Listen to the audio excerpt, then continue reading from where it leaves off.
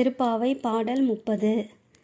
வங்கக் கடல் கடைந்த மாதவனை கேசவனை திங்கள் திருமுகத்து சேயிழையார் சென்றிறைஞ்சி அங்க பறைகொண்ட ஆற்றை அணிபுதுவை பைங்கமலத் தன்தெரியல் பட்டர்பிரான் கோதை சொன்ன சங்கத் தமிழ்மாலை 30 தப்பாமே. இங்கு இப்பரிசுரைப்பார் ஈரிரண்டு மால்வரைத்தோள் செங்கண் திருமுகத்து செல்வத் திருமாலால் எங்கும் திருவருள் பெற்று இன்புறுவர் எம்பாவாய்.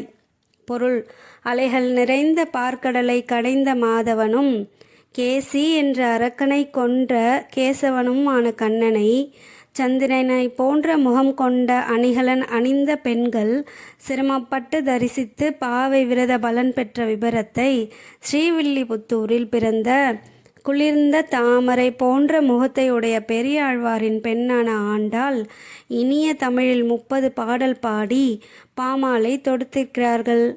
இதனை படிப்பவர்கள் உயர்ந்த தோள்களை உடையவனும் அழகிய கண்களை கொண்ட திருமுகத்தை உடையவனும் செல்வத்துக்கு அதிபதியுமான திருமாலின் ஆசியுடன் எங்கு சென்றாலும் செல்வ செழிப்பு பெற்று இன்பமுடன் வாழ்வர். நன்றி.